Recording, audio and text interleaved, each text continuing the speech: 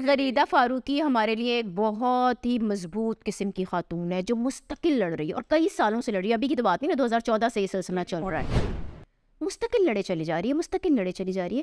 کبھی تو اکیلے میں بیٹھ کر اس کو فیل ہوتا ہوگا کہ نہیں یہ سب کچھ کیا ہو رہا ہے اور میں یہ کیسے کروں. نہیں, مجھے ایسا فیل نہیں. وہ کمزور لمحات نہیں آتے کبھی کہ مجھ پہ نہیں آتے کیونکہ I am a fighter by nature. تو اسی لیے میں کہتی ہوں کہ میں بہت اسٹرانگ. اس کے لیے میں خدا کا شکر ادا کروں کہ خدا نے مجھے ایسے بنایا ہے, اپنے والدین کی جینس کا شکریہ. دوسرے اس کے ساتھ ساتھ دوسری خواتین کو بھی اس سے بڑی سپورٹ ملتی ہے کہ وہ سیکھتے ہیں. لیکن یہ جو جتنی کیمپینس چل رہی ہوتی ہیں وہ ٹھیک ہے کہ آپ مضبوط ہو, آپ اس کا مقابلہ بھی کر رہے ہو تو اور آپ کو پتہ ہے کہ آپ صحیح ہو, آپ اپنا کام بالکل صحیح انداز میں کر رہے ہو. لیکن مسئلہ یہ ہوتا ہے کہ جب پہلی مرتبہ کوئی وار ہوتا ہے نا تو آپ زخمی ضرور ہوتے ہو, اس کے بعد پھر آپ اس کو فائٹ کرنا سیکھ لیتے ہو. تو پہلی مرتبہ کیا ہوا تھا؟ اچھا, یہ آپ کا بہت انٹرسٹنگ کوشچن ہے, اور اگین جب میں اس کا جواب دوں گی نہیں شاید لگے گا کہ میں کوئی ایلین بات کر رہی ہوں, لیکن مجھے آج تک جتنا دفعہ وکٹمائز کیا گیا ہے مجھے کبھی دھچکا نہیں لگا.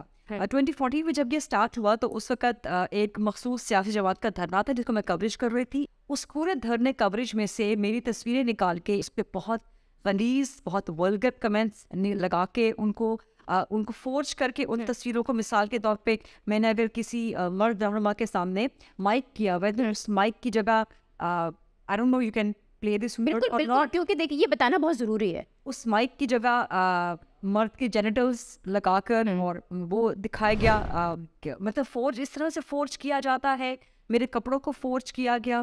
سو یہ وہ چیز فرسٹ انسٹنس تھا اور میرا ریئیکشن اگنور کرنے کا تھا جو کہ نہیں ہونا چاہیے. تو اس کا مطلب ہے کہ پہلی مرتبہ اگنور کیا, first and the last time میں نے اگنور کیا, کیونکہ 2014 میں سوشل میڈیا اور سوشل میڈیا میں سے بھی ٹویٹر اتنا زیادہ وائڈلی پاپولر نہیں تھا. 2014 کے بعد سے فیس بک بہت زیادہ پاپولر تھا, بٹ فیس بک پہ چونکہ میں ہوں نہیں تو وہ چیز میرے سے دور رہتی تھی. ٹویٹر پہ چونکہ میں ہوں, میں بہت ایکٹیو تھی ٹویٹر پہ 2014 سے ہی. سو میرے لیے بڑا یہ ایک نئی چیز تھی. سو مجھے لگا کہ شاید اس کو اگنور کر دینا چاہیے, ایون دو وہ ایک پورا سیریز تھی, وہ پورا ایک پلیتھورا تھا ان چیزوں کا جو کہ آج تک پڑا ہوا ہے. اچھا, تو سے لے کے اگر پہلی مرتبہ میں اس کو اگنور بھی کیا اور وہ, لیکن ظاہر ہے ایک پوری کوآرڈینیٹڈ کیمپین تھی, فیملی کی طرف سے بھی تو پریشر آتا ہے اور ورک پلیس کے اوپر بھی کچھ نہ کچھ اس طرح کا انوائرمنٹ کریٹ ہو جاتا ہے کہ کام کرنا مشکل لگ رہا ہوتا ہے. تو وہ جو سپورٹ آئی یا پھر اور مخالفت آئی؟ اچھا, میں اس پہ اللہ کا جتنا شکر ادا کروں کم ہے کہ مجھے ورک پلیس سے ہمیشہ سپورٹ ملی ہے. میں جہاں پر بھی جس چینل پہ میں نے کام کیا ہے وہاں پہ اس قسم کے واقعات ہوئے ہیں تو وہ چینل اور وہ مینجمنٹ میں ہمیشہ ان کی شکر گزار رہوں گی, وہ میرے ساتھ کھڑے ہوئے ہیں. That's a good thing. Journalist bodies میرے ساتھ کھڑی ہوئی ہے جو کہ ہر خاتون صحافی کو یہ حاصل نہیں ہے. بہت سی خواتین صحافی مجھ سے بھی ملتی ہیں, میرے منہ پہ شکوے کرتی ہیں کہ آپ کے ساتھ جو کچھ ہوتا ہے وہ غلط ہوتا ہے, لیکن ہمارے ہی ساتھ کی دیگر خواتین جو کہ اتنی زیادہ ویل نون نہیں ہے فیلڈ میں, ان کے ساتھ جب یہ ہوتا ہے تو مینجمنٹس, چینلز, جرنلسٹ باڈیز اس طرح سے سپورٹ نہیں کر رہے ہوتے, جو کہ بہت غلط ہے. اگر کیونکہ ذرا آپ ایک اینکر بن جاتے ہیں تو آپ کا ایک وائڈلی ایکسیپٹیڈ نام آپ بن جاتے ہیں. آپ باقی ڈپارٹمنٹس میں کام کر رہے ہوں یا ان ڈپارٹمنٹس میں کہ جو کیمرے پہ نہیں آ رہے, کیمرے کے پیچھے کی ڈپارٹمنٹس ہیں لیکن خواتین وہاں کام کر رہی ہیں, ان کے ساتھ اگر اس قسم کے واقعات ہوتے ہیں تو ان کے لیے پھر آواز اٹھانے والا کون ہے؟ تو یہ چیز غلط ہے, نہیں ہونی چاہیے, نمبر 1.